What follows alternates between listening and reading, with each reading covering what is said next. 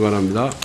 예, 경기도 양주 출신의 정성호 의원입니다. 먼저 굉장히 중차대한 시기에 법무부 장관 후보자로 지명된 걸 축하드리겠습니다. 정말 어려운 때입니다. 사실은 문재인 정부가 어떤 경위로 출범하게 됐는지는 우리 공직 후보자께 너무나 잘 알고 계실 겁니다.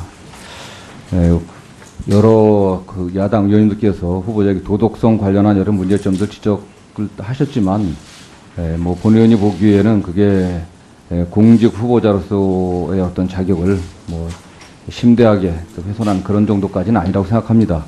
더 중요한 거는 정말 이런 중요한 시기에 우리 국민들의 여망을 받아갖고서 국정 혼란 또 국정농단의 그런 적폐들을 청산하고 또 청산할 수 있는 검찰의 위상을 제대로 확립하는 게 그 공직 후보자의 역할이라고 생각하는데, 그런 면에서 우리 후보자가 보낸 답변서나 이런 걸 보면 좀 약간 과연 후보자가 법무부 장관으로서 그 직을 충실하게 또 국민의 여망에 맞게 수행할 수 있는 의지와 능력이 있는데 조금 의심스럽습니다.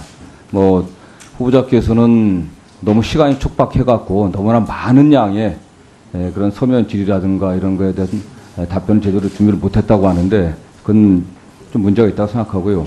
이 본 청문회장에서만 아니라도 후보자께서 분명한 그 입장과 의지를 좀 밝혀주기를 좀 당부드리겠습니다. 네. 지금 일단 확인부터 하나 하겠습니다. 후보자가 잘 정확히 몰라서 그런 것 같은데, 아까 모친의 LH 아파트 취득은 그건 모친께서 처음으로 아파트 취득하는 거고 하였던 거고, 무주택자였다가 그다음에 국가 유공자로서의 어떤 우선권이 주어져 갖고 취득한 거고, 그 1가구 1주택이기 때문에 1가구 1주택은 2년 자가 보유하면 양도세가 면제되는 거예요. 네. 그렇지 않습니까, 그게? 그런 상태였습니다. 그렇습니다. 양도세 부과 대상이 아니에요. 근데 그걸 정확히 답변을 아까 못 하시는 것 같더라고. 근데 양도세 문제는 그건 없는 거고요. 그 다음에 모친과 관련해서는 지금 재산 관리라든가 이건 서로 별개로 하고 계신 거죠. 네네. 후보자가 관여하는 게 아니기 네네. 때문에 그건 답변할 수 없는 거고.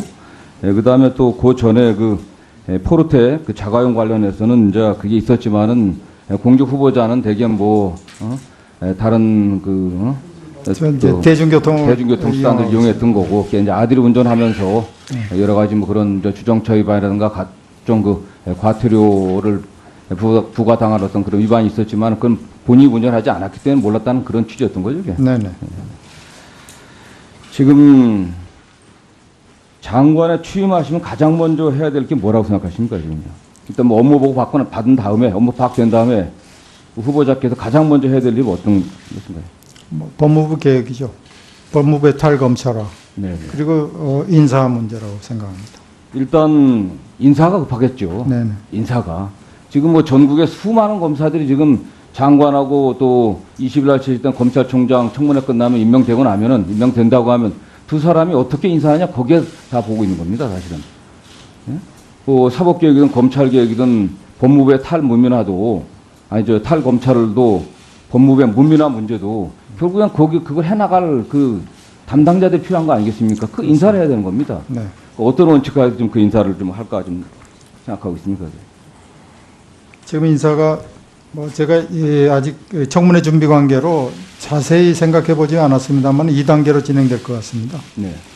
검사장 인사가 있고요. 네. 그 다음에 이제 부부장급 이상 나머지 인사가 전체적으로 이루어져야 됩니다. 너무 오랫동안 밀려 있어서 시급합니다. 그래서 두 가지 다 중요하지만 부부장 이상의 인사가 여러 가지 기준에 의해서 좀 공정하게 이루어지도록 제가 꼼꼼하게 챙기려고 하고 있습니다. 국민들이 이제 구체적으로 느끼는 문제는 검찰이 잘못했다는 거거든요. 검찰이 권력에 줄 서갖고서 구체적인 그런 사건들을, 정치적인 사건들을 갖다가 편향된 방향으로 왜곡하고 했다는 그런 의혹을 국민들이 갖고 있는 겁니다. 대표적인 예만 해도 세월호 사건 수사를 갖다가 법무부에서 또 검찰을 통해서, 물론 그 위에는 청와대 영향을 받아갖고 제대로 수사를 못하게 했었고, 그 과정에서 또 오히려 정의롭게 검찰권 행사하려고 하던 검사들은 갖다가 탄압받고 쫓겨났다고 생각을 하고 있고, 또 국정원 댓글 사건도 마찬가지입니다. 그런데 많은 검사들이 관여되어 있다고 생각을 하고 있거든요. 지금 적폐청산 얘기를 하지만은 결국은 그 적폐청산의 대상이 사실 검찰이 들어가 있는 겁니다. 검찰이. 그 검찰이 수행했던 과거에 그런 많은 잘못된 사건들, 과거 정부 하에서도 참여정부에서도 국방부라든가 국정원이라든가 경찰이 다 과거사위원회, 예? 과거사 정리 문제들을 갖다 다뤄갖고 사무실 정리했는데 검찰만 그 당시도 안 했습니다. 검찰만 그거 거부를 했습니다. 근데 지금도 지난 이명박 정권, 박근혜 정권 5년, 4년, 그래도 부합 9년 동안 많은 그런 국정을 농단하는데 동참했던 검사들이 많이 있다고 생각을 합니다. 그런 문제들을 과연 어떻게 정리를 할 건지 후보자의 생각을 좀 얘기해 주시죠.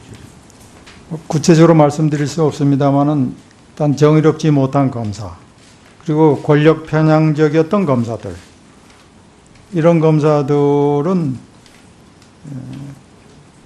국민이 원하는 검찰상이 아니기 때문에 그렇지 않은 검사들로 검찰의 핵심 부서들이 이루어져야 되지 않나, 그런 생각을 하고 있습니다. 이게 검찰이 국민이 원하는 그런 국민에게 또 감동을 주는 그런 위상을 확립하려고 하면 그런 검사들에 대한 정력은 필요하고요. 과거 지난 후보자께서 참여정부 때도 여러 가지 이제 검찰이나 법무위원회에 좀 참여하지 않았습니까? 네. 참여정부의 그 검찰개혁이 실패했다고 생각합니까? 성공했다고 생각합니까? 성공하지 못했다고 생각합니다. 다들 성공하지 못했다고 생각을 다들 얘기를 하고 있습니다. 그 가장 큰 원인이 어떤 거라고 생각합니까? 이게? 결국은 기존의 제도나 문화에 함몰되지 않았는가, 그런 생각을 합니다. 그렇습니다. 지금 후보자가 보낸 여러 가지 후보자의 서면 답변서라든가 보면은 자칫 후보자가 지금 법무라든가 검찰 안에 있는 그런 어떻게 보면은 적폐 세력이라고 할 수 있는 그런 사람들에 둘러싸여 갖고 호획당하지는 않을까. 그래 갖고 검찰 개혁의 의지가 꺾이지 않을까. 그런 우려가 많이 됩니다. 물론 제가 이제 추가 질의 때 다시 하겠지만은 그런 면에서 후보자가 분명한 원칙과 인식을 갖고 있지 않으면은 검찰 개혁 다 실패할 수밖에 없습니다.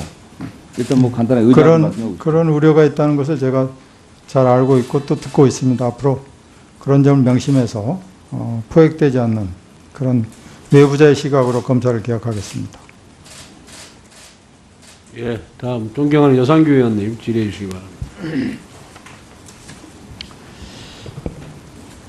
예, 우선 장관 후보자로 지명되신 것 축하드리고요. 법학자로서 법무장관 후보자가 되신 게 얼마 만인가요? 저는 잘 모르겠습니다. 꽤 오래 된 것 같은데 법학자이기 때문에 잘할 수도 있을 것 같고 경우에 따라서 좀 실패할 여지도 있어 보인다라는 그런 두 가지 측면이 있습니다. 그리고 이런 인사 검증에서 당연히 이 형식적 검증이라고 할 수 있는 어떤 자격 요건, 소위 이 도덕성 검증, 이런 부분에 법무장관의 경우에 치중하는 이유가요, 실질적 검증이라고 할 수 있는 능력이나 이런 면에서는 크게 다르지 않다고 봅니다. 어떤 분이 지명이 되든지 간에요. 그러나 이제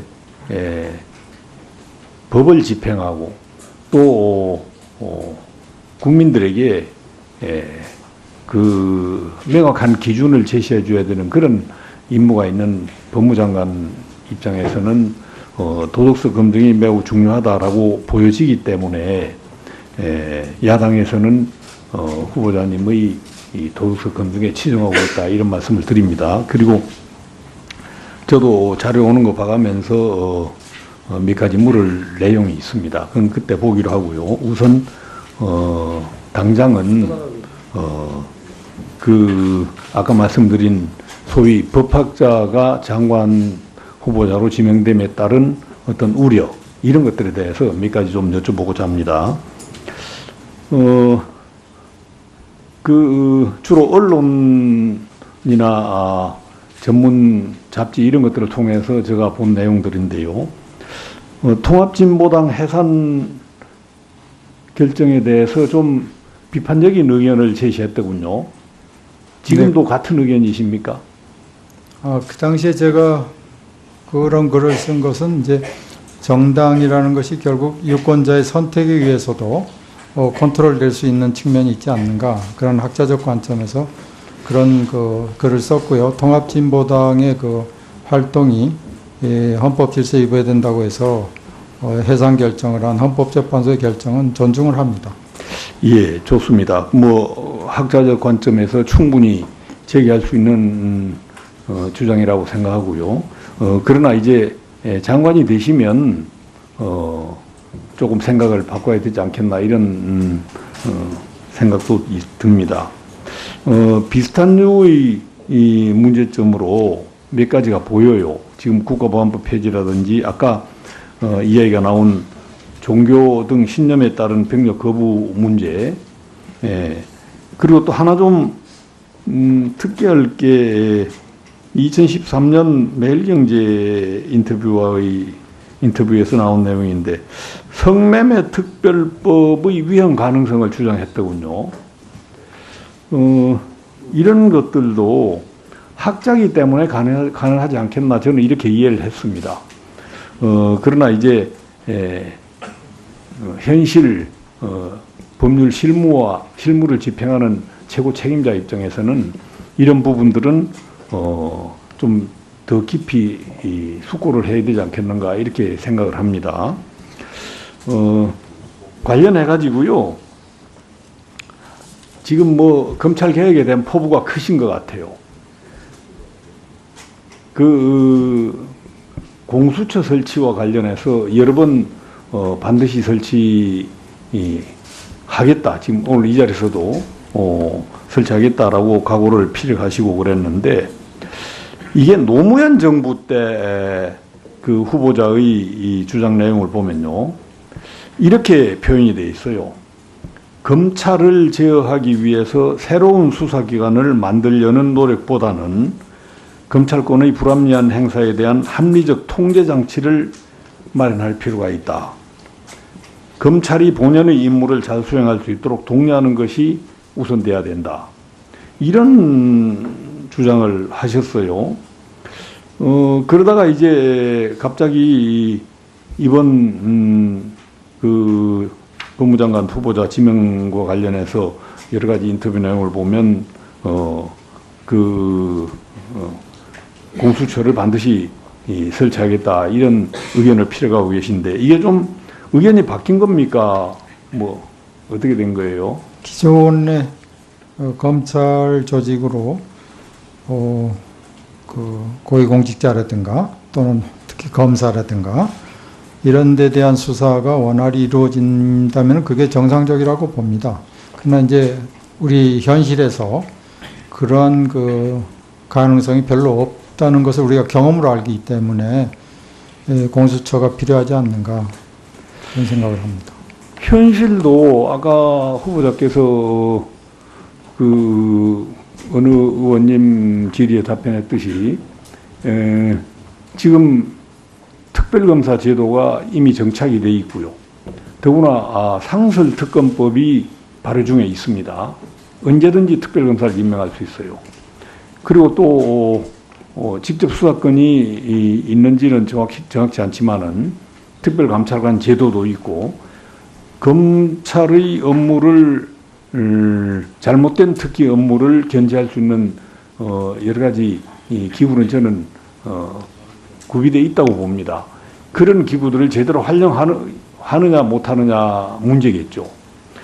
그럼에도 불구하고 공수처가 반드시 필요하다 이렇게 보십니까?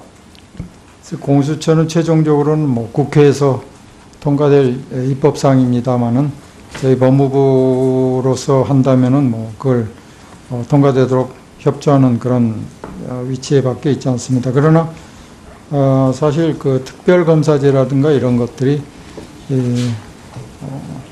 효과를 발휘한 적도 있지만 또 기대에 못 미친 경우가 있어서 이러한 새로운 어떤 수사기관의 설치를 요구하는 게 아닌가, 시대적 요청이 아닌가 그런 생각을 합니다.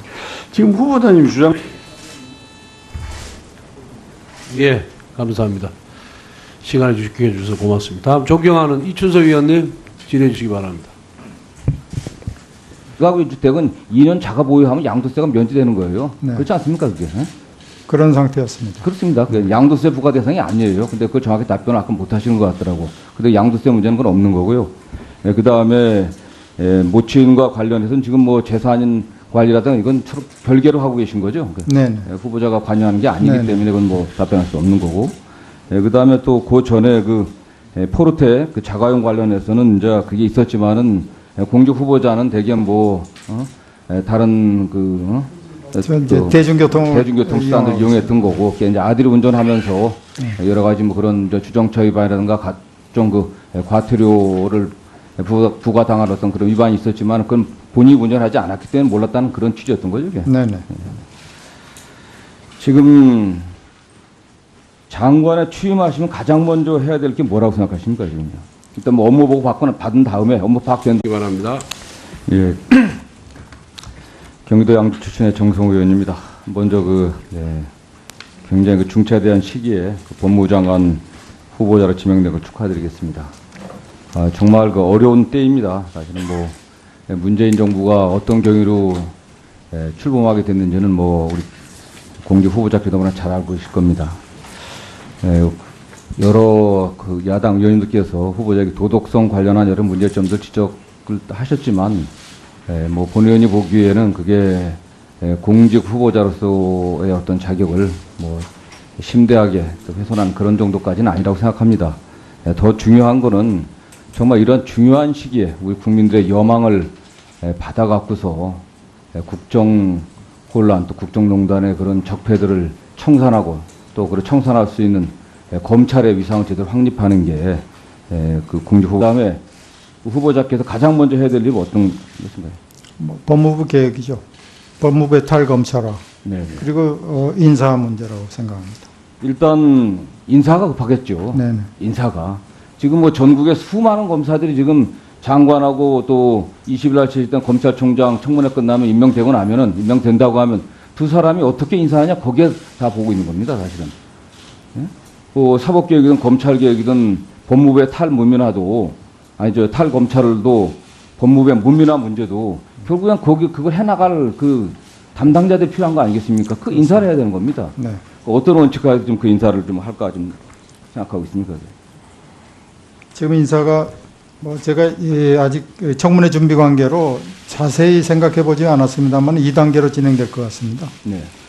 검사장 인사가 있고요. 네. 그다음에 이제 부부장급 이상 나머지 인사가 전체적으로 이루어져야 됩니다. 너무 오랫동안 밀려 있어서 시급합니다. 그래서 두 가지 다 중요하지만 부부장 이상의 인사가 여러 가지 기준에 의해서 좀 공정하게 이루어지도록 제가 꼼꼼하게 챙기려고 하고 있습니다. 국민들이 이제 구체적으로 느끼는 문제는 검찰이 잘못했다는 거거든요. 검찰이 권력에 줄 서 갖고서 구체적인 그런 사건들을 정치적인 사건들을 갖다가 편향된 방향으로 왜곡하고 했다는 그런 의혹을 국민들이 갖고 있는 겁니다. 대표적인 예만을 해도 세월호 사건 수사를 갖다가 법무부에서 또 검찰을 통해서 물론 그 위에는 청와대 영향을 받아갖고 제대로 수사를 못하게 했었고 그 과정에서 꼭 오히려 정의롭게 검찰권 행사하려고 하던 검사들은 갖다가 탄압받고 쫓겨났다고 생각을 하고 있고 또 국정원 댓글 사건도 마찬가지입니다. 그런데 많은 검사들이 관여되어 있다고 생각을 하고 있거든요. 지금 적폐청산 얘기를 하지만은 결국은 그 적폐 역할이라고 생각하는데 그런 면에서 우리 후보자가 보낸 답변서나 이런 걸 보면 좀 약간 과연 후보자가 법무부 장관으로서 그 직을 충실하게 또 국민의 여망에 맞게 수행할 수 있는 의지와 능력이 있는지 좀 의심스럽습니다. 후보자께서는 너무 시간이 촉박해갖고 너무나 많은 양의 그런 서면 질의라든가 이런 거에 대한 답변을 제대로 준비를 못했다고 하는데 그건 좀 문제가 있다고 생각하고요. 이 본 청문회장에서만 아니라도 후보자께서 분명한 입장과 의지를 좀 밝혀주고 좀 당부드리겠습니다. 네. 지금 일단 확인부터 하나 하겠습니다. 후보자가 잘 정확히 몰라서 그런 것 같은데 아까 모친의 LH 아파트 취득은 그건 모친께서 처음으로 아파트 취득하는 거고 하였던 거고 무주택자였다가 그다음에 국가유공자로서의 어떤 우선권이 주어져 갖고 취득한 거고 1가구 1주택이기 때문에